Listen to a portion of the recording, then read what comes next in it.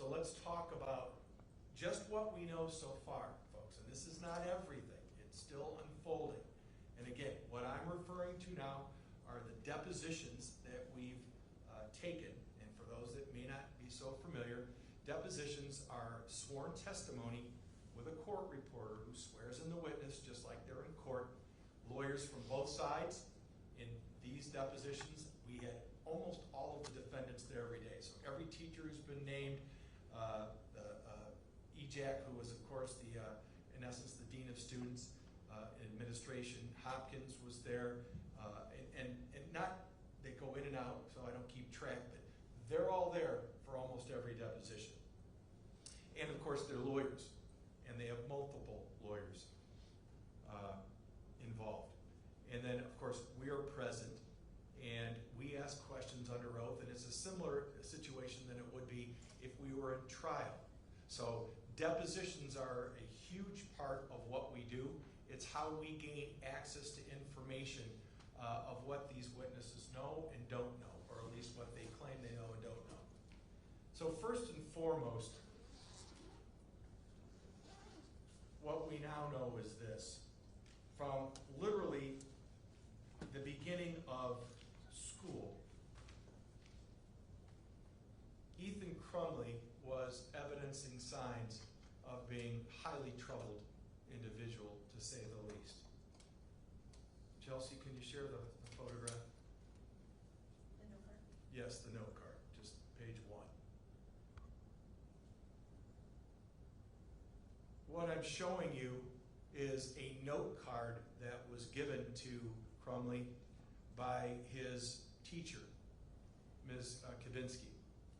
And it was one of the first days of school, so we know it's in August. I can't give you the exact date, but it was August, late August of 2021. What you can't see is what used to be in this person's hand, who looks a lot like Ethan Crumley, drawing a picture of Ethan Crumley. Hence the glasses, is there was a firearm. How do I know that? Because Ms. Kavinsky told me. What she ultimately saw, and we'll go through this in a chronological format, she claims she never saw this drawing until Monday, November 29, the day before the shooting. But this drawing was in her classroom, and one of the first assignments she gave those kids in the 2021-2022 school year. So even though he drew it and he gave it to her, she claims she didn't look at it. So I would just ask us to think about that. Teacher gives you an assignment. It's supposed to tell me a little bit about yourself, tell me what you like, what you don't like. Someone draws a picture, has a handgun in their hand with their glasses, and to the left, some people would say that's a building, but Ms. Kavinsky, when I asked her her deposition, admitted it might be a building, or it might be a magazine full of bullets, like the bullet at the top. Not my words, hers. So this was one of the first days of school, like I said, late August 2021. We're going to go beyond that, because again, Ms. Kavinsky says, I didn't see it, or if I saw it, I would have done something about it, and we'll talk about what later. The next step in the process, again, guys, this is not a full timeline yet. This is just what we know so far. We now jump forward until September 8th. So think about it. The drawing was made one of the first days of school before Labor Day. Kids go away for the long Labor Day weekend, come back. So it's the weekend after that. Bless you. And on September 8th, we know that Crumley was the subject of an email from a teacher, Ms. McConnell, a Spanish teacher, at 8:23 a.m., where she sent this email to Mr. Hopkins, the counselor that was obviously involved on Monday the 29th and Tuesday the 30th. Could you please touch base with Ethan Crumley? In his autobiography poem, he said that he feels terrible and that his family is a mistake. Unusual responses for sure. Her words, not mine. unusual responses for sure. He feels terrible. Another word for, of course, bad, sad, depression. Family is a mistake. That's troubling. Family is a mistake. And you want to, of course, move forward and think the Crumley parents are being charged with involuntary manslaughter. So he recognized the problem. He, Ethan Crumley. So September 8th, here's what we know. Ms. McConnell, we haven't taken her deposition yet, but we will. What we know is from Hopkins, the counselor. Hopkins admits that he got this email and that he was busy that day, so he was going to deal with it the next day. Hopkins testified that he did not speak to Ethan Crumley. He testified he went and spoke with Ms. McConnell. Ms. McConnell, according to Hopkins, that next day, so presumably September 9th, going with the dates that they all list, Hopkins testified that Ms. McConnell was no longer concerned because based on what he called, quote, further reflection, end quote, she knew that what Crumley was talking about was a homework assignment and not necessarily something concerning his life. Well, let's go back to the email. Autobiography poem about his life. So Hopkins, on September 8 or 9, never spoke to Ethan Crumley, despite the fact that he felt terrible and that he thought his family was a mistake, or at least that's what he said in his poem. Hopkins testified that it was Ms. McConnell who basically changed her mind and was no longer concerned. We will contrast that with what Ms. McConnell told the Oakland County Sheriff Department after the shooting, when they asked about contact with Ethan Crumley and concerns, and she shared with him this very email and this concern from September 8th. She, Ms. McConnell, told Oakland County Sheriff Department immediately after the shooting that she wrote this email and that Hopkins told her, Ms. McConnell, that he had spoken to Ethan Crumley. We now know Hopkins never did that. So, again, another potential contact with concerning behavior from Crumley. Next, we're going to jump now from September 8 to November 10.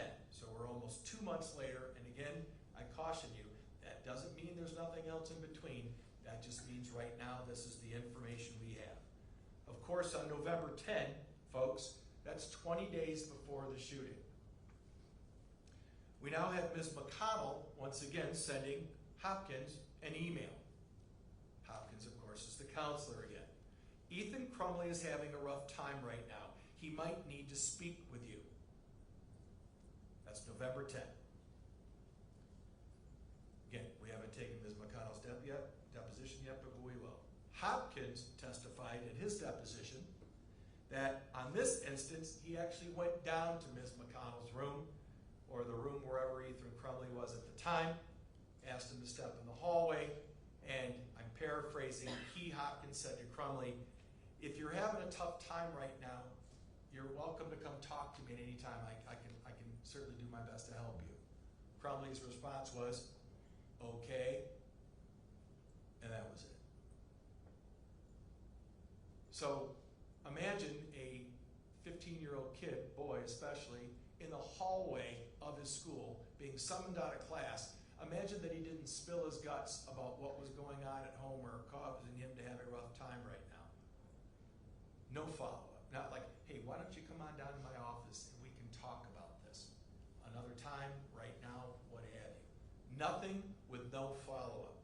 Mind you, this is the second time that Hopkins has been told about concerning responses or concerning behaviors or what have you from Ms. McConnell herself. So, should there have been more follow-up? The answer is absolutely. But Hopkins did virtually nothing. Step forward in chronology now.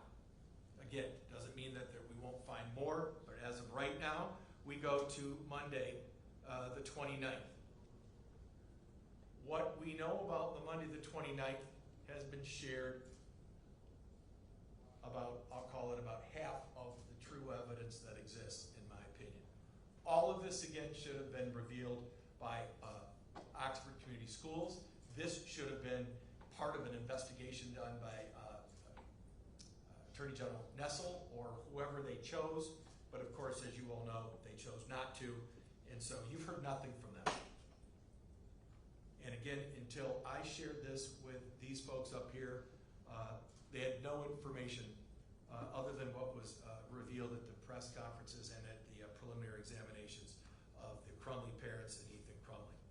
So now on Monday, the 29th, Ms. Cabina sent an email first to EJAC, who is the Dean of Students / Assistant Principal, and to Pam Fine, who at the time was not formally a counselor, although she had an office right next to Hopkins in the counseling office. I don't have her title off the top of my head right now, but clearly somebody that is supposed to be working with students and seeing what's going on. The email on 11/29, I had a student during first hour today, Ethan Crumley, who was on his phone looking at different bullets at the end of the first hour today as I was walking around the room passing out their essays. I didn't get a chance to investigate it a bit further since it was the end of the hour. Now that he's on my radar, just like he was on Ms. McConnell's radar 1 and 2 months before. Now that he's on my radar, I'm noticing that some of his previous work that he's completed from earlier in the year leans a bit toward the violent side. I'm quoting, leans a bit toward the violent side. Now, I can bring down these things later today during my 5th hour prep if you would like them. This is at 9:33 a.m. Now you have a kid looking on his phone.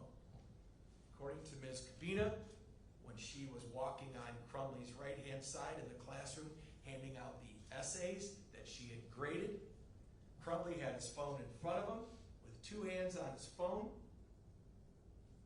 and she could clearly see what she testified was 8 or 9 different bullets on the screen. I asked her, what did you do? And she said, when I saw that, I put his essay down next to him on his desk, and I go, let me guess. He shut off his phone, he hid it, he turned it over. No. He didn't. No, he didn't. What does that tell you? It tells me that he wasn't interested in hiding it from me. Now, she of course spins that as something good. Well, if it was really doing something wrong, he would have wanted to hide it from me. No, the answer is, as you all know, in many different situations, there can be many reasons why people do stuff all the time. And certainly, some folks will argue, and what I believe to be what any child psychologist and what our school experts will say is, he was calling out for help. He wanted to be caught. She never said a word to him. Passed out the essay, and then as class, he left the classroom, as class let out, she began thinking more about this, and clearly she was concerned. Her word, not mine. Clearly concerned. So what did she do? Well, she went into his past classwork. Why would a teacher do that? And the answer is because she was concerned. And in his previous classwork, he completed what she called an ELA survey, English Language Arts Survey. It's dated August 26, 2021. Okay, remember that date, August 26, 2021. That's probably the same date as the note card. We don't know for sure because the note card doesn't have a date on it, but the ELA survey and the note card, based on what Ms. Cabina's testified to, were given out at or about the same time. So it's early, first couple days of the school year. In the ELA survey, Ms. Cabina has testified under oath that there were major concerns that led her to say leans on the bit toward violent side. Number one, Ethan Crumley listed as his favorite book, Resistance and Making Bombs for Hitler. Resistance and Making Bombs for Hitler. She thought that suggested leaning toward the violent side. His two favorite TV shows listed were Dexter and Breaking Bad. Both highly violent with multiple murders, drugs, and related criminal bad behavior. She, in her testimony, thought those responses leaned toward the violent side. Her words, not mine. So now you have a teacher who saw these disturbing bullets on a phone, clearly in violation of school policy. Didn't intercede right away, but to her credit, at least at this point, she now is going digging in to see what else do I know about this kid. She then sends the email that I told you about to EJAC and Fine. When we deposed Mr. EJAC, when we deposed Ms. Fine, neither one of them ever recall seeing this ELA survey, even though Ms. Kabinski said, I can give it to you if you want later on. No follow-up. When they heard that information on Monday the 29th, ultimately Ms. Cabina also sent a forwarding email to Mr. Hopkins saying, I sent this email to Fine and EJAC, but I want you to have the information as well. Now this kid is on Hopkins' radar as well. Hopkins now wanted to talk to Ethan Crumley, as did Ms. Fine. You've heard some of this during Hopkins' testimony in the preliminary examination hearing, day 2 of the Crumley parents.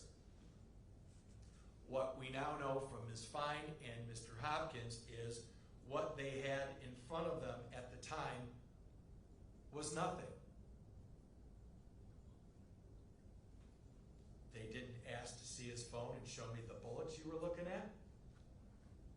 They didn't ask Ms. Kabinski for any more information. They didn't go to Ethan's classmates who were in the room with him while he's looking at bullets to see if they noticed or heard anything. They spoke to him, and the two of them concluded, okay, he's sorry, he realizes he screwed up and can't look at that stuff at school. He's just another Oxford kid, I'm putting that in air quotes because this is what I've heard now for 2 weeks under sworn deposition testimony, just another Oxford kid who likes guns. It's completely normal behavior, allegedly, which is a lie. Had somebody truly wanted to investigate what was going on, one of the things that any good investigator would do is talk to certain classmates to see if they saw bullets. Did they see anything else on his phone that he was looking at? Has he said anything to you? Have you heard anything? Here's what they would have found out had they done that, like the Oakland County Sheriff Department did after the shooting. One of Ethan Crumley's classmates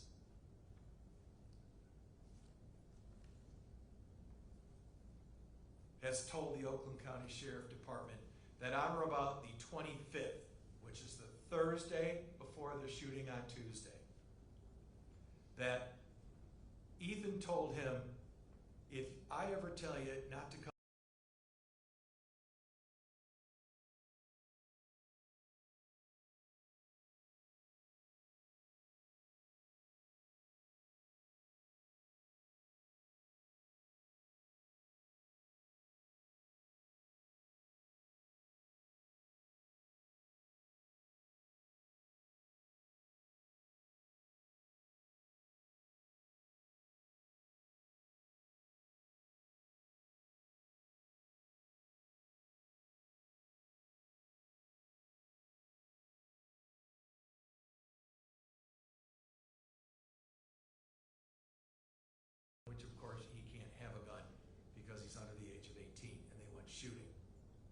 Again, this young man couldn't say if that was that Friday, the 26th, or Monday, the 29th. But on the 29th, same morning that Ms. Kabinski saw the ELA responses and sent the email, we know that this person saw Crumley in the hallway as part of Ms. Kabinski's class. They went to the hallway and then came in. It was a process that they were doing. It's one of the ways that she takes roll call, if you will, and checks papers and so forth. And showed him a single bullet that he pulled out of his pocket. Apparently, this person said to Ethan, what the hell are you doing? Put it away. You're not supposed to have that stuff in school. But again, Ethan really hadn't done or said anything to this kid, and this kid didn't know what to do. So he didn't say anything to anybody. But imagine had one of the adults, the teachers, the counselors, the assistant principal, the dean of students, done their job. This information would have been known on that Monday. And we're not even close to being done on that Monday. On the 29th, Ms. Kabina never heard from Hopkins, from EJAC, or Fine. So she had no way of knowing whether they truly met with Ethan that day or not. She's so concerned about his past responding, leaning toward violent, and seeing bullets on this phone that she's writing them an email, and not one of these three individuals get back to her and tell her, handled, spoke to him, picked their brain, picked her brain for more information, nothing. So what did Ms. Kabina do? Later on that day, shortly before the end of school, she sent Hopkins and Fine an email. Now, sadly, she didn't send it to EJ, because that was the third prong of who she sent before, but she didn't. And so what I'm about to share with you, Mr. EJ testified in his deposition. He never heard any of this until I showed it to him in his deposition. Imagine that. Imagine if there was a real investigation done by Oxford Community Schools, that maybe somebody would have stumbled across this before and had a discussion with him. Ms. Kabinski wrote to Fine and Hopkins, who now, by the way, met with Ethan.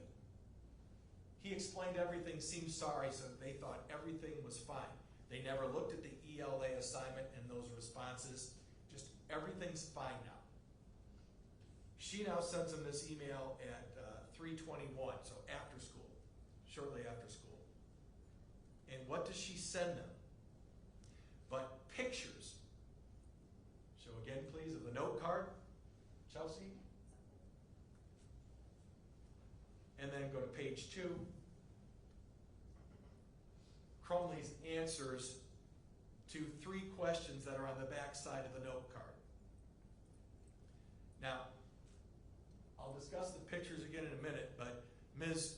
Kabinski testified that she was very concerned about answers 2 and 3. Do you have that? Yeah. All right. He was asked who his favorite teacher was last year in language arts, and he listed a teacher's name. He was asked, what's a word or phrase that describes the last 18 months? His word was enjoyable. Now, mind you, this is August and now November of 2021. Last 18 months includes the global pandemic and homeschool. Enjoyable. She thought that was concerning. And what's one of your pet peeves? He, Crumley, wrote, when people don't do what I ask them to do. She thought answers 2 and 3 were concerned. In her email, though, she describes the pictures. And here's what the email says in pertinent part. I just wanted to send you what I discovered about Ethan that I hadn't noticed up to this point. Pictures below. So she attached them. I normally have students fill out note cards at the beginning of the year, and generally, I usually just read through the back, those 3 answers, and keep them for activities that require volunteers in the future. However, after discovering what Ethan was looking at today in class, his phone with bullets, she's not done. That's how concerned she was.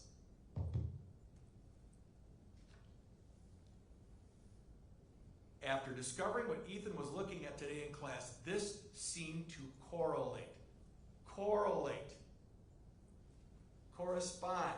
Be similar. Words that are obvious, that they now explain, well, wait a minute, they're not consistent at all. They were when you wrote this email. What she doesn't do is describe the picture, but she attached it. Again, Ms. Kabina testified that at this time, on the 29th, she went back and saw this picture that she admits is from one of the first days of school, and that she could see the firearm erased. The remnants of the lines were still there. Again, she testified under oath that although she thought that might be a building drawn to the left, it also certainly could be a magazine full of bullets, like at the top, that clearly you can see. She sent this to Fine and Hopkins, thinking that they would see this and join her in their concern. Yet, Mr. Hopkins testified, and Ms. Fine testified, when they looked at that, they didn't see anything wrong at all. They didn't see a gun. No one ever told them there was a gun drawn before there. They couldn't see that the gun was there on the picture, and that thing to the left clearly does not look anything like a gun magazine today that they're aware of. So this picture that was sent to them out of concern by the teacher was completely blown off by the people that had already met with Ethan Crumley that day.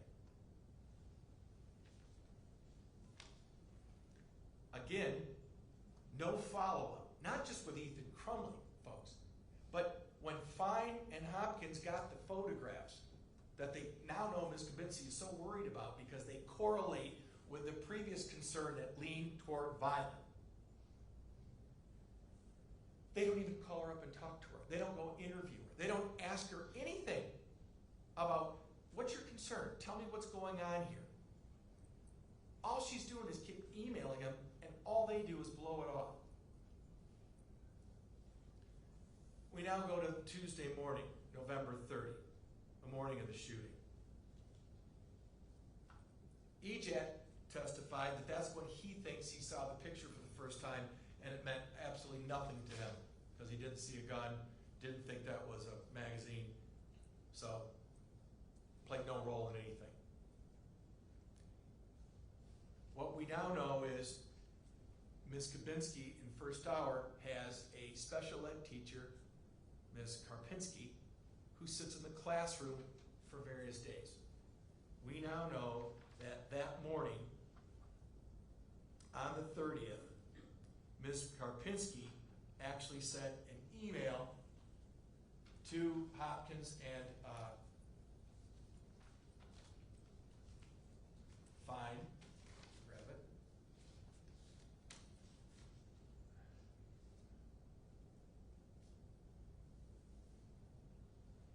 saying, I know Jackie, Ms. Kabinski, emailed you guys yesterday with some concerns, her word, about Ethan Crumley in our first hour class. Today he's watching videos on his phone of a guy gunning down people.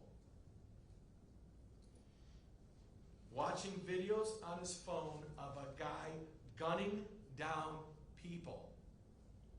It looks like a movie scene and not security footage / a real event, but definitely concerning when taking into account some of his other behaviors. Definitely concerning when taking into account some of his other behaviors. Oh, you mean like looking at bullets on the phone? Oh, you mean like the drawings that have been forwarded that no one's looking at and doing anything about?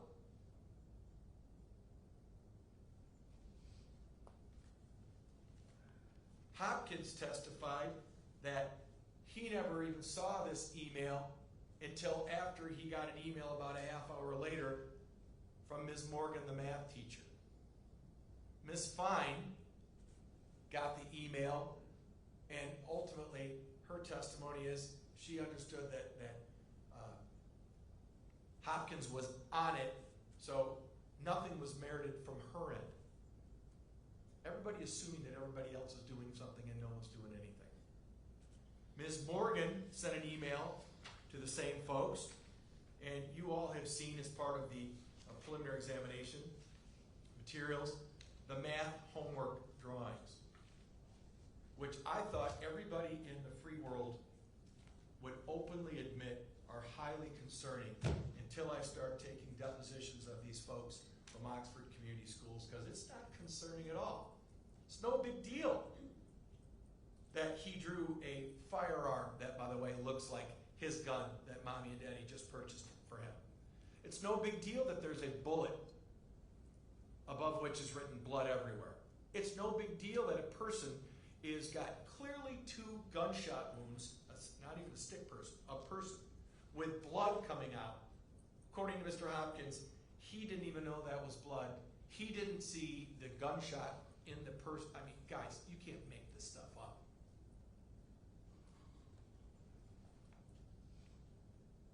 The thoughts won't stop, help me. My life is useless. The world is dead. According to Mr. According to Mr. Hopkins, the only thing out of all of that that's concerning, because kids in Oxford have guns, that's their defense in this case, because kids in Oxford have guns, was the thoughts won't stop, help me. Well, what thoughts, folks? Thoughts of what? Well, we know what thoughts of what. We can see them. That was the only one that bothered him. So he thought that the kid might need help. What kind of help? Mental help. So what happened? Mr. Ejak and Mr. Hopkins got involved when Ms. Morgan, the math teacher, was so concerned about these drawings and these statements that she took a picture on her phone and marched it down to the office and showed it to them. What else do they need? Hopkins goes down and now gets Ethan out of class. Where's the backpack? On the back of his chair. They go back to the office, and that's where they have about a half-hour to 45-minute conversation with Hopkins, Ejak, and Crumley. Hopkins says the only thing he really asked Ethan about, Crumley about, were the thoughts won't stop, help me. And the rest were all video games, because of course Ethan Crumley is going to be the video game designer dude. And everything else is just fine and completely normal in Oxford. That's paraphrasing, but that's their defense and that's the testimony. Mom and Dad Crumley get called. In the middle of all this, Ethan is now really worried about missing chemistry class, so he wants his homework. He wants his backpack. They went down, Hopkins did, to the classroom and got the backpack. Ms. Morgan, apparently, according to Hopkins' testimony, picked it up, and he said it looked like nothing. She handed it to me, and I went, whoa, and made a comment out loud about how heavy the backpack was. Well, we know what's in that backpack. Gun, magazines, and his journal, the manifesto.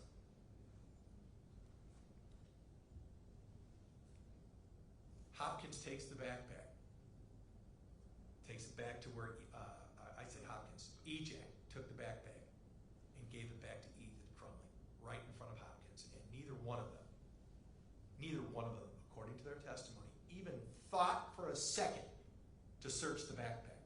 Neither one of them thought for a second to ask Ethan, hey dude, show us what's in there, we just want to make sure everything's cool. Didn't even ask him. And what you're going to hear, folks, is they're, in my opinion, pack of lies that they can't look at a kid's backpack. Ask these folks about what they know from their own kids of what backpacks are searched for. They're searched all the time for cigarettes, for vapes, for dope, you name it. But they didn't have reasonable cause to suspect, like there are police officers. How about, I asked them, just ask the kid for his permission. Never did. Gave it to him. So he's working on his chemistry homework, and that tells Hopkins that everything's cool, and he's thinking like a normal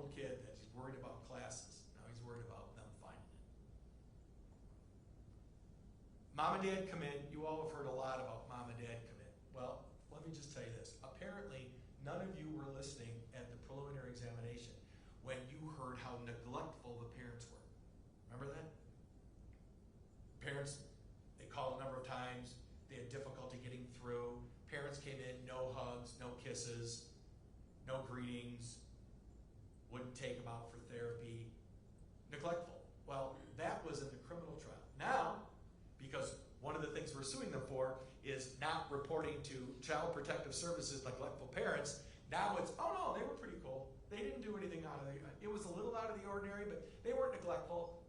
Because they know now that if they admit that it's neglectful, that they violated the Child Protection Act by not reporting because they're mandatory reporters, and they all admit they're mandatory reporters. Two different tunes, 2 different days, all sworn testimony. Mom and dad come in, they have their discussion.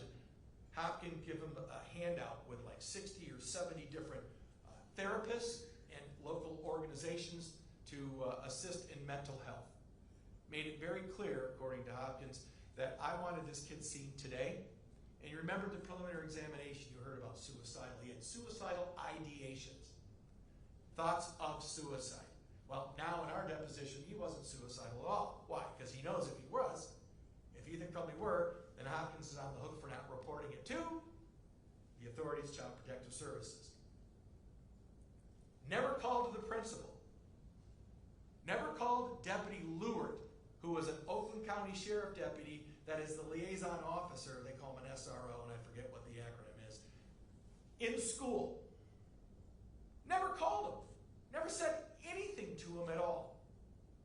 So when mom and dad say, we're too busy to take him for help today, Hopkins says, get him help within 48 hours, and he testified this part, similar to what he said to the witness stand in the preliminary examination. In the criminal case, if they wouldn't have followed up in 48 hours, then I would have reported that to CPS. Oh, but not 2 days before, when he's got drawings on 2 different things and violent tendencies and concerns by 4 different teachers, or 3 teachers 4 different times in 2 days. Sent back to class. He goes back to class somewhere around 11 o'clock. And now we know it started at 12:51, just before 2 hours later.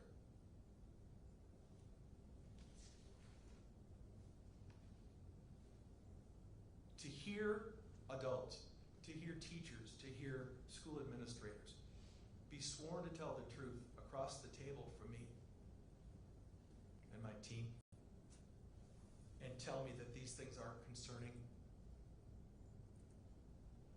just normal behavior for kids from Oxford. Nothing's concerning about bullet holes in a guy with blood everywhere, 2 different drawings of a firearm in school, looking at bullets on a phone. Ladies and gentlemen, I can't think of anything more grotesque and concerning. Apparently, the only thing that was going to stop Ethan Crumley from the school's perspective that day was if he would have handed them his manifesto and just said, why don't you read what I'm going to do today?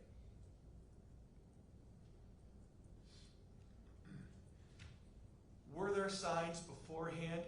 Answer, yes.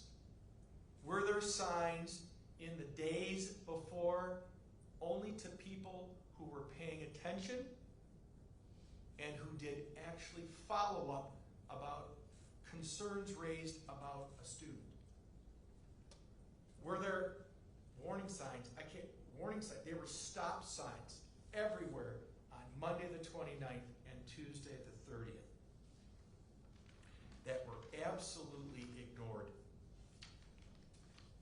And now what you have is a school district who, because they have shirked their responsibility, everything I just shared with these folks should have come from the school district, not me, or the attorneys fighting on behalf of the victims.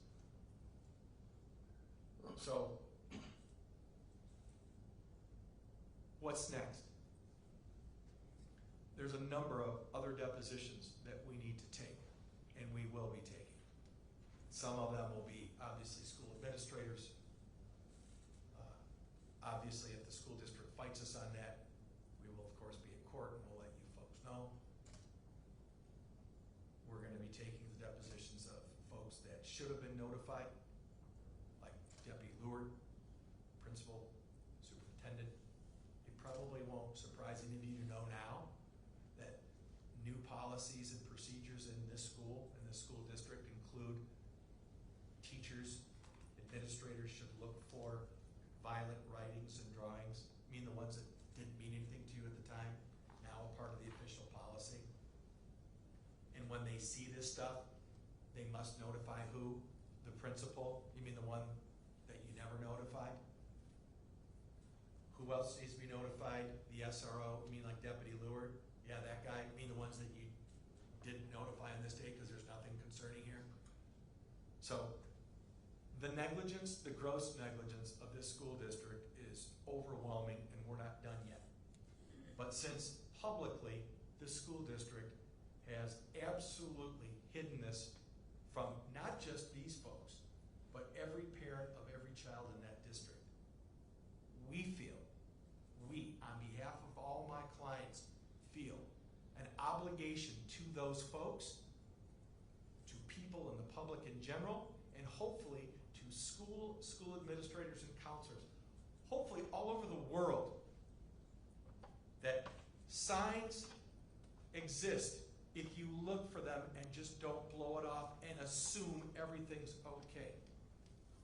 It is incumbent on the folks where our kids spend the majority of their days, think about it, in the school, that they be on the lookout for all types of behavior, good and bad.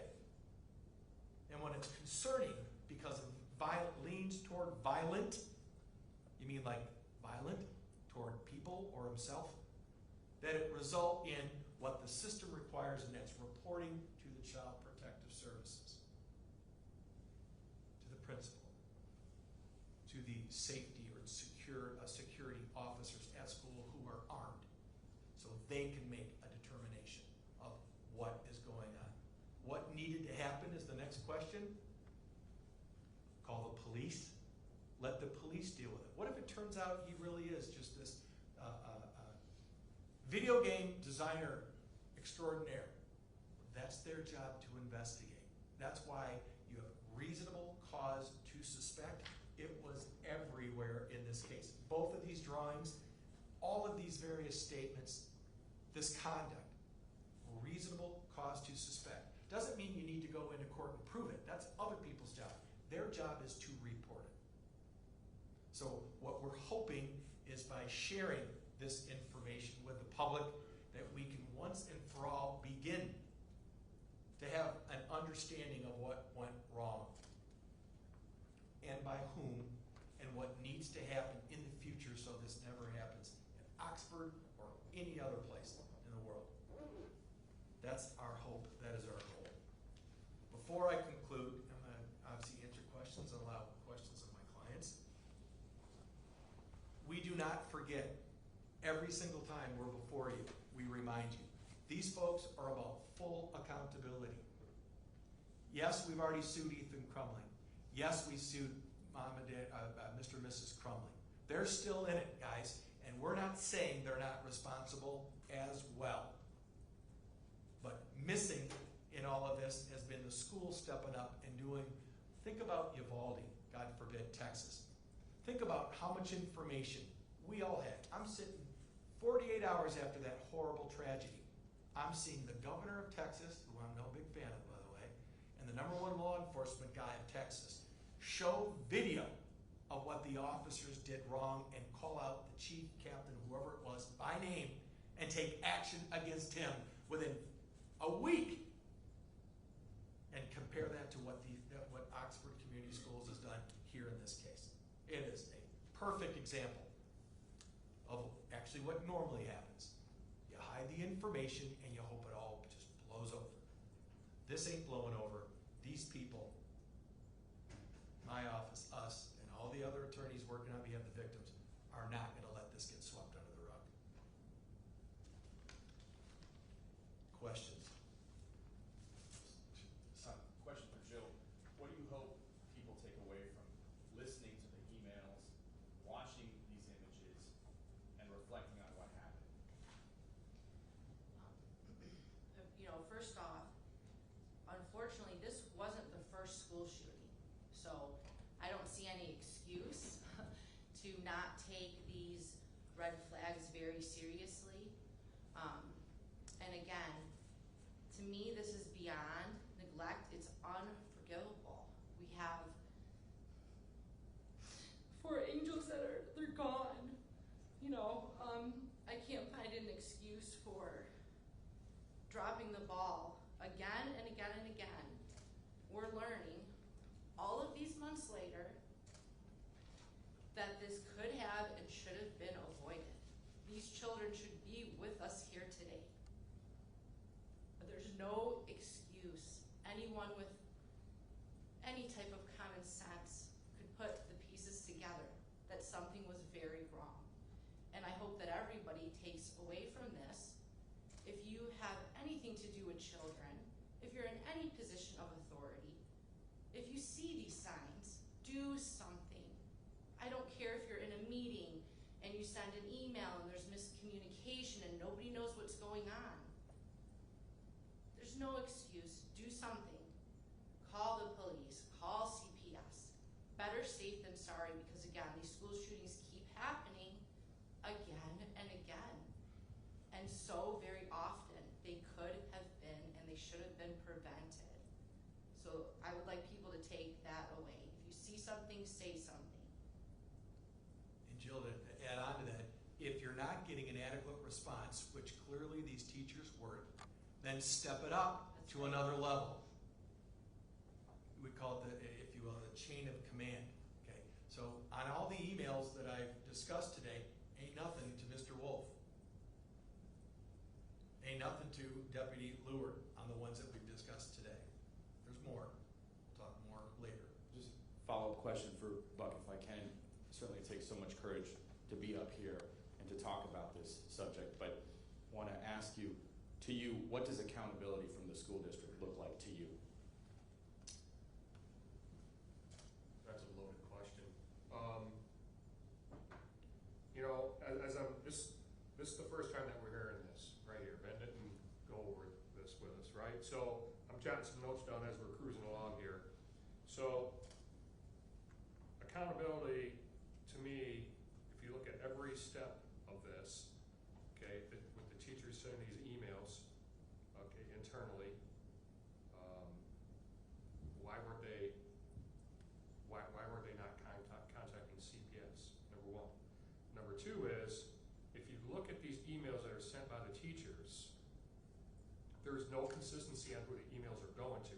So that tells me that there's not a process in place to attack something like this. There's no process. We got emails that are going to Hopkins, emails that are going to EJAC, fine, Hopkins left off, now we're back on Hopkins, fine. Like, these teachers don't know who to send emails to, or they didn't execute. They weren't trained on it, they didn't execute. Something, I don't know, we'll figure out as we get further into this, right? But accountability, it looks to me like how it looks, just how it does, ask my boys at home what they think accountability is. It's owning what you do. That's all it is.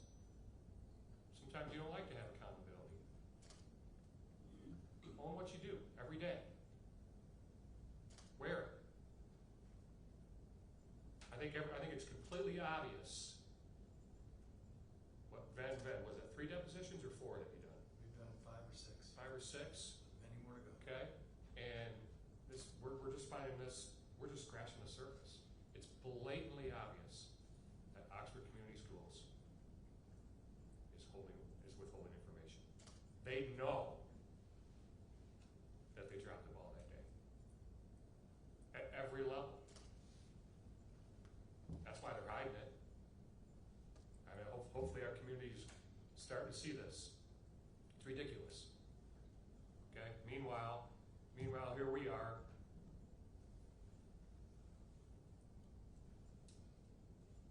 Buying memorial shirts for our murdered kid. Right? What's Oxford Community Schools doing? Nothing.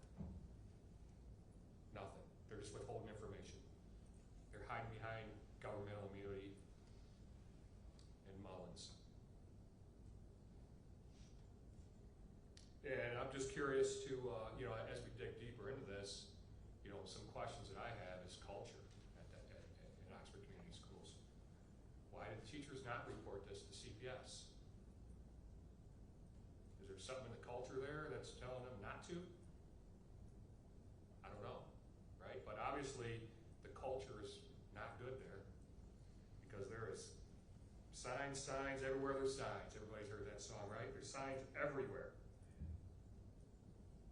And nobody did a thing.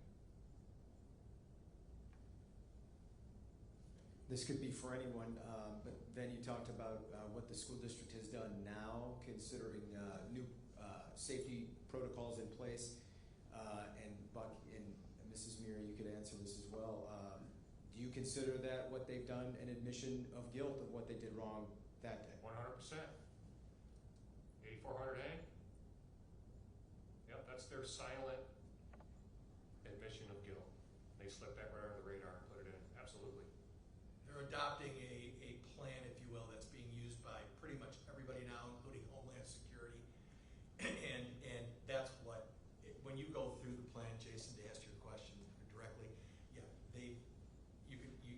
you lose count on how many things, had they done that here, would have resulted in them catching and detecting Ethan Crumley before. So absolutely yes. It's an interesting question, legal question I'll bore you with later, because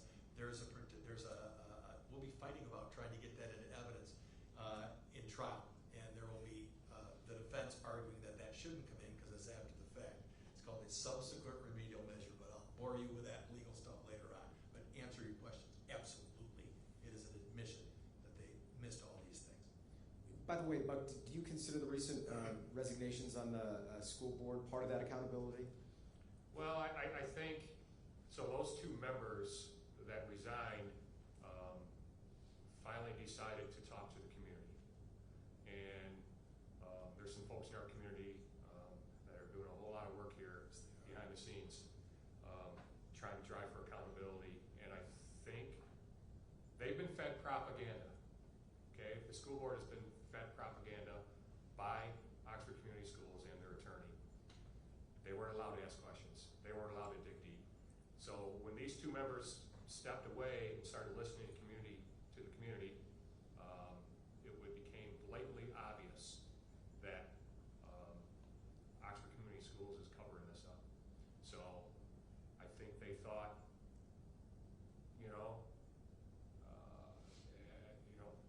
I'm guessing, I haven't talked to them, but I'm guessing they're parents and they want, what if this hit their house? And I think at the end of the day, they're going to step away. Their moral compass is probably higher than what we want to give them credit for because they stood behind this cover-up for 10 months. But I think that for sure speaks volumes of what they're seeing now. Absolutely. There's a doctrine under Michigan law, folks, called in loco, L-O-C-O, parenti, P-A-R-E-N-T-I. In loco parenti means that certain people act as parents on behalf of kids in certain circumstances. In school, kids under the age of 18, teachers, principals, counselors are in loco parenti.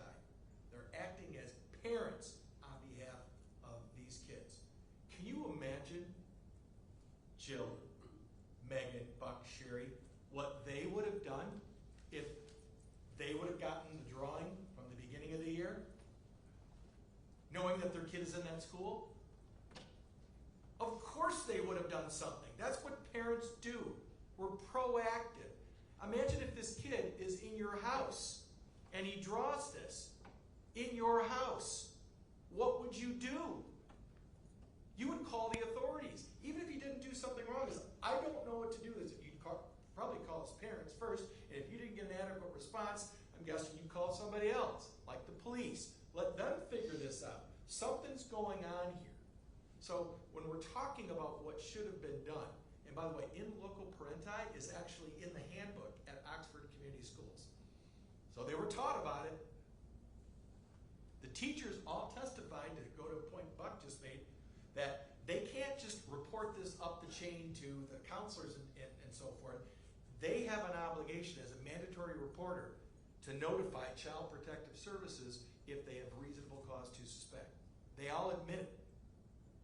So that Buck, I think, put it perfectly. Then why didn't they? They did not do their job under the law. You've led to my question.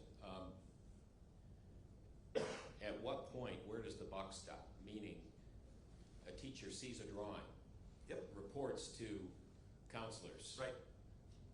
thinks they maybe have done the right thing, Correct. doesn't want to necessarily take a student and make life difficult for them, reports it up the chain. Right. Cumulatively, where do you you're assessing the blame everywhere, and I don't mean to sound insensitive. If I were up there, I would feel the same. But it's a hard line to draw. Or are you saying today every teacher in Michigan sees a drawing should pull a kid on their own accord? This drawing? Yes. 2 drawings? Yes. My life is useless? Yes. With a dead body bleeding all over? Yes. I am saying that. And anyone that says differently shouldn't be teaching. I come from 2 public school teachers, one who was a principal more than a teacher, and a teacher. Without any question, I promised my dad rolling over in his grave as a principal. He'd want to know everything going on in his school. Let him make that call. Absolutely, he's going to talk to that kid, and he's going to seek help. No one's saying have him arrested. That's their job to figure out whether he broke any laws or if there is a concern. But to try to make it so the issue so big to respond to your criticism, and it's fair, great question. And is it just everybody's at fault all the time? No. Under these facts, not a close call. I don't care what anybody says. If a kid is drawing firearms on his homework, if he's looking at bullets on his phone, something is going on that ain't good. Let their experts figure it out. And the experts apparently, sadly, were not in that counseling office. My last question is in regard to the meeting that was held the day of the shootings. Is there anything other information that you can flush out of what you've been able to gather in your interviews in regard to that meeting? Was about a half hour. Yes. Nobody, did the administration know that the family had purchased a gun and he had been to a fire? I mean, all of this is unknown to them. I'm going toward why nobody looked in the backpack. What happened in that meeting if we've got information and drawings of guns, etc., nobody bothered, and I know you've addressed this, but if you can add more texture to what happened in that meeting as far as you know. Okay. I have told you an overview of what EJAC, I call vice principal, the dean of students, who is the disciplinary arm in the room, and Hopkins, what they say happened, because according to them, they were the 2 in the room with Ethan first alone, and then ultimately with the 2 Crumleys and Ethan. I haven't taken the deposition of Ethan Crumley yet, because he'll have a right of a 5th Amendment, right, of self-incrimination, so he'll never testify as of right now, but maybe later. And then I haven't deposed the Crumley parents either for the same reason. So the only thing I can do more on this topic is to take those 3 depositions at some point, and before trial, you darn right I will, and see what they say happened in that room and didn't happen in that room. But from a school perspective, if you're meeting with the parents about these pictures and photos, just ask yourself, how is the principal not involved in there? How is, if there's security, Potts, guys, we're going to talk another day about Potts. We're going to take her deposition, that's the armed security guard, later on. And we're going to share with you later on some text that Keegan Gregory was sending his mom and dad from the bathroom. Any other questions from the room? We're not going to do it today. But to get to your exact question, sir, right now we have all the testimony that the school knows because the proper folks were never contacted. And if those folks, who we will depose, if they tell the truth, they're going to come in and say they should have called me. Just like Sheriff Mike Bouchard has said from day one, no one told us. And I expect when we take Sheriff Bouchard's deposition, we certainly hope he's going to say the same thing that they should have, because this would have been averted. I'd like to add one thing, because I feel this is something that I need to address. I think that's very insensitive, okay? Your question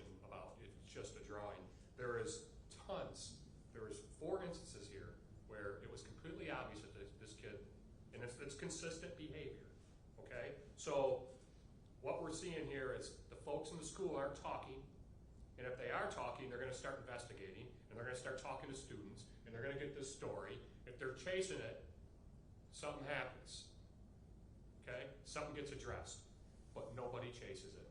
Nobody cares. That's government for you. No accountability. And they're gonna hide behind their immunity. It's a joke.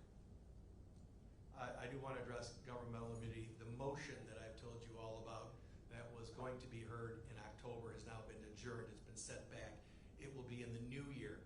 I don't have the date right in front of me. Jeff or Ken, do you guys remember the date as of right now? I believe it's sometime in February. February. We will make a formal announcement. That is going to be a huge, something that you folks will certainly want to address. Megan, you haven't said anything. Is there anything that you would like to share on your behalf?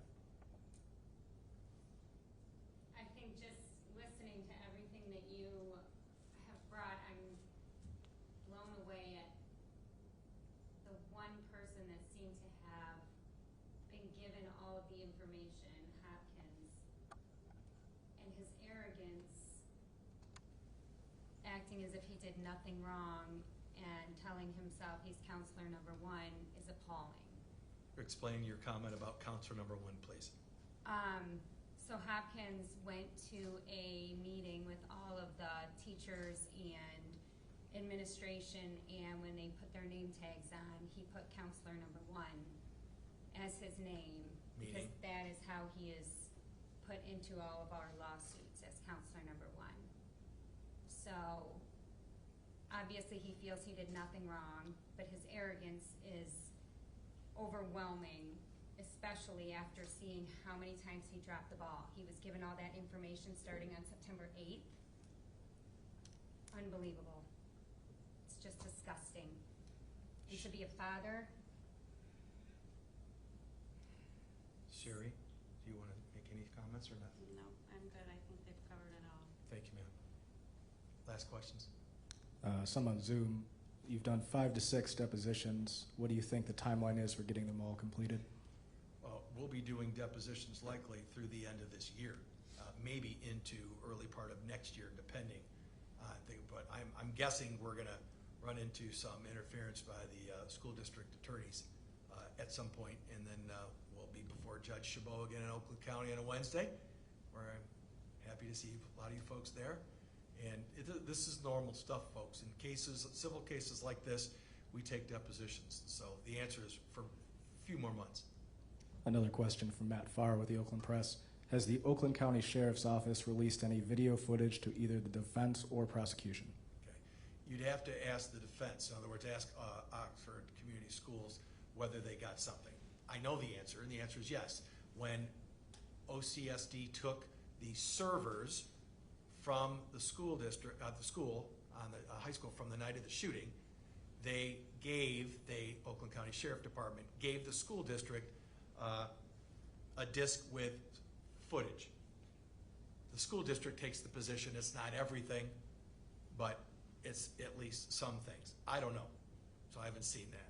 What they have not given Oakland County Sheriff Department, pursuant to our agreement, has shared the video with us in their offices, and again, thank you, Prosecutor McDonald and Prosecutor Marquiste, but they have not given it to us, but now that is a part of a court order, and that is a part of an agreement until further notice.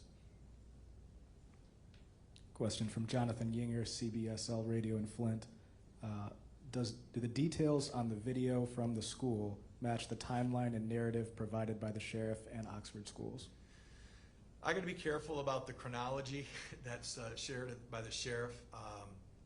So the answer is, from what I can tell thus far, it looks pretty consistent, but I'm not in a position to evaluate.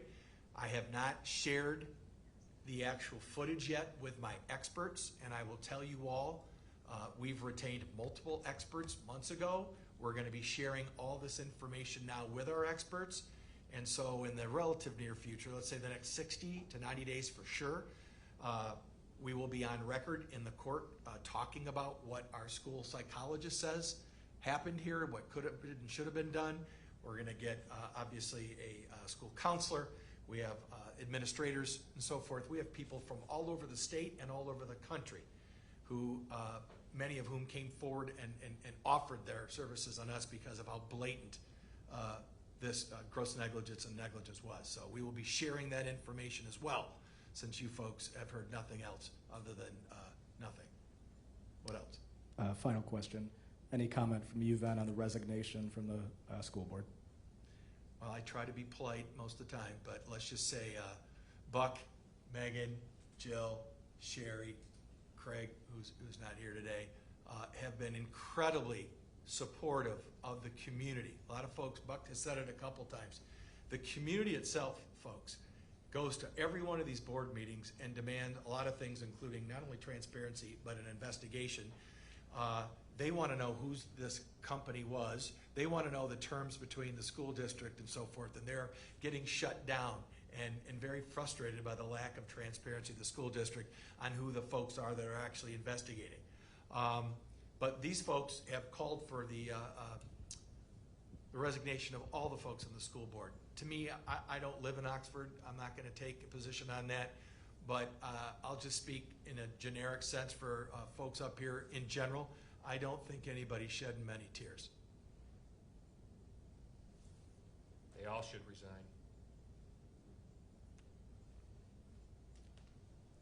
Thank you.